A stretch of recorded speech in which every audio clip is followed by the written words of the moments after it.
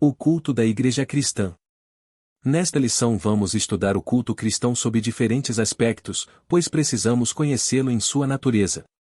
Aqui, veremos que o culto é santo e, por isso, deve ser solene. Assim, também, mostraremos que a glorificação de Deus e a edificação da Igreja são os propósitos sublimes do verdadeiro culto cristão. E, por último, mostraremos que todo culto também tem um ritual. No contexto da Igreja Cristã, destacaremos o papel da Bíblia e da adoração entusiástica na dinâmica pentecostal. A natureza do culto. O culto como serviço a Deus.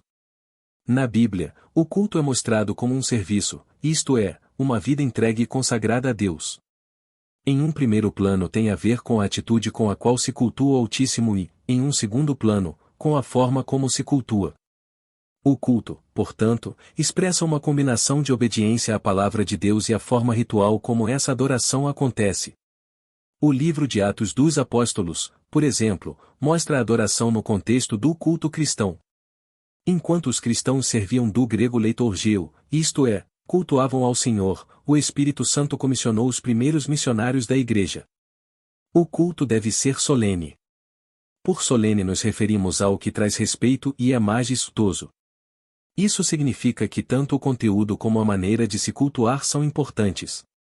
Por isso, o culto não pode ser destituído de significado nem realizado de qualquer jeito. Não por acaso, o apóstolo Paulo expõe princípios que regulamentaram o culto na igreja de Corinto. Isso deixa claro que há uma ordem a ser observada na liturgia cristã. Para isso, temos na Bíblia o parâmetro para o bom ordenamento do culto. Por exemplo, aos Coríntios, o apóstolo destacou o seguinte: mas faça-se tudo decentemente e com ordem. Nesse texto temos os termos gregos euchemononos, traduzido como decentemente e decorosamente, e itaxis, traduzido como ordem.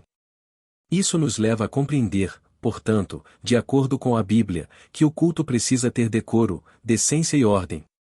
O culto é santo. A santidade de Deus é afirmada por toda a Bíblia. Visto que Deus é santo, o culto também deve ser santo. Dessa forma, nada que fosse profano deveria fazer parte do culto e da vida de quem o praticava no Antigo Testamento. Assim, o limite entre o santo e o profano deveria ser mantido. Por outro lado, o Novo Testamento também põe em destaque o viver cristão na esfera do culto, isto é, de uma vida a serviço de Deus. A igreja é o espaço sacro onde o culto acontece. Assim como no Antigo Testamento, o culto cristão também não deve ser profanado. Nesse caso, tanto a conduta como o modo de viver são levados em conta na esfera do culto. Expressões da adoração. No culto cristão, dois princípios essenciais ajudam a dirigir e orientar a adoração cristã. A adoração genuína acontece em espírito e em verdade. Em outras palavras, a adoração não é apenas uma atividade física ou mental, mas também um exercício espiritual, uma resposta apropriada à maneira como Deus se revelou a nós, especificamente por meio do seu Filho, Jesus Cristo. A adoração envolve a interação sincera entre o espírito humano e o Santo Espírito de Deus. Auxílio teológico.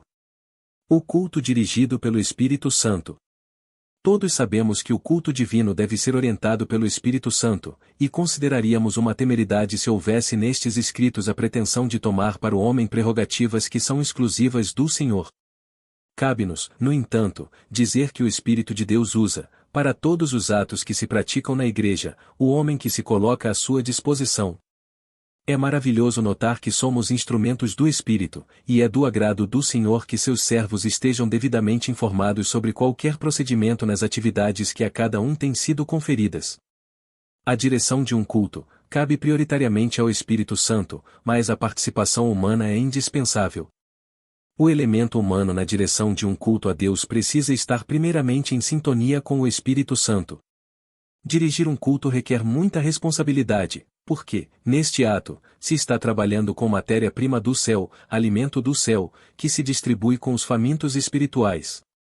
A meta de quem dirige um culto nunca pode ser a de cumprir um anseio humano nem de encontrar uma oportunidade para expor os frutos do eu e da vaidade, mas, sim, fazer tudo para glorificar o nome do Senhor. O propósito do culto. Glorificar a Deus. O culto é uma celebração que se faz a Deus. Celebramos a grandeza de Deus e seus poderosos feitos. Assim o culto é uma celebração pelo que Deus é e pelo que Ele faz. Nesse aspecto, o culto é sempre cristocêntrico, nunca antropocêntrico. Cristo é a esfera ou lugar onde deve acontecer o verdadeiro culto. Ele é o único mediador entre Deus e os homens e o eterno sumo sacerdote. Se Deus não é celebrado, se Ele não é glorificado, então, o culto perdeu o seu real sentido. Quando não se cultua a Deus. De fato, há cultos que não cultuam a Deus. Paulo censurou os coríntios afirmando que, quando vos ajuntais num lugar, não é para comer a ceia do Senhor. Era como se dissesse, do que vocês estão celebrando não é a ceia. Não era um culto que eles estavam fazendo. Não daquela maneira.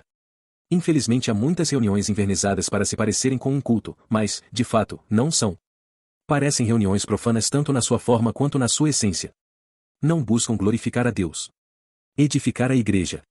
Um dos propósitos principais do culto é trazer edificação à igreja. Assim, na esfera do culto, tudo deve buscar a edificação. O verbo grego oikodomel, traduzido como edificar, ocorre 4 vezes no Novo Testamento enquanto o substantivo oikodomé, traduzido como edificação, ocorre 18 vezes. O sentido é de algo que está sendo construído, como na parábola da casa edificada sobre a rocha. Ele é usado muitas vezes no contexto do culto. O fato mais claro de que um dos propósitos do culto é trazer edificação para a igreja está revelado no capítulo 14 de 1 Coríntios. Nesse capítulo, o apóstolo disciplina os usos dos dons na igreja pelo fato de seu uso não estar trazendo edificação à igreja. Assim, aquele que falava línguas na esfera do culto público deveria interpretar para que a igreja fosse edificada. Todos os demais dons deveriam seguir esse critério. Da mesma forma, os dons ministeriais deveriam contribuir para a edificação do corpo de Cristo. A liturgia do culto. A exposição da Bíblia. O movimento pentecostal tem firmado seu compromisso com a autoridade da Bíblia para governar toda crença, experiência e prática. Dessa forma, os pentecostais viram a necessidade de julgar o mérito de todo ensino, manifestações espirituais e conduta à luz da palavra objetiva e revelada de Deus, a Bíblia.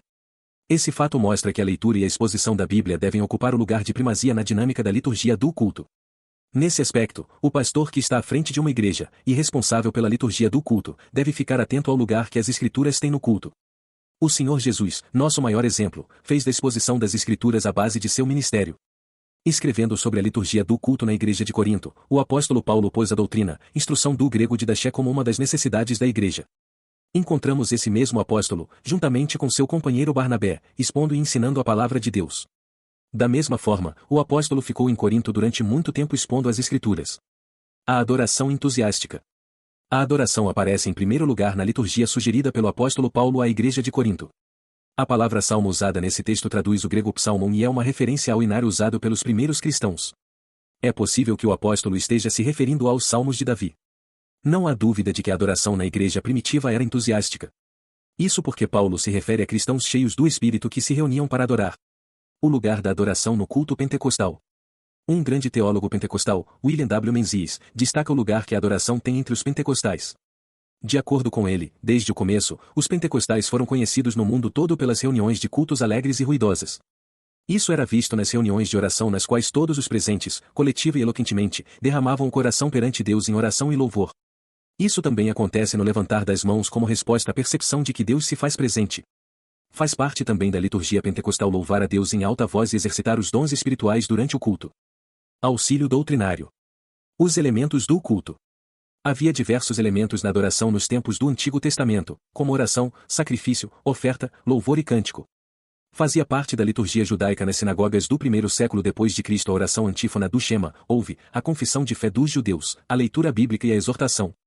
Nossa liturgia é simples e pentecostal, conforme o modelo do Novo Testamento, o que fareis, pois, irmãos? Quando vos ajuntais, cada um de vós tem salmo, tem doutrina, tem revelação, tem língua, tem interpretação. Faça-se tudo para edificação. Ela consiste em oração, louvor, leitura bíblica, exposição das escrituras sagradas ou testemunho e contribuição financeira, ou sejam ofertas e dízimos. Entendemos que a adoração está incompleta na falta de pelo menos um desses elementos, exceto se as circunstâncias forem desfavoráveis ou contrárias. Havia diversos elementos na adoração nos tempos do Antigo Testamento, como oração, sacrifício, oferta, louvor e cântico. Fazia parte da liturgia judaica nas sinagogas do primeiro século depois de Cristo a oração antífona. Conclusão. Nesta lição, vimos os princípios que devem reger um culto cristão. O culto não pode ser de qualquer forma, pois ele tem princípios e normas para seguir. Como Deus é um Deus de ordem, então, o culto que se presta a ele também tem de ser ordenado. Contudo, ordenado não significa frio e sem vida. O culto deve ser um momento de celebração, alegria e dinamizado pelo Espírito Santo.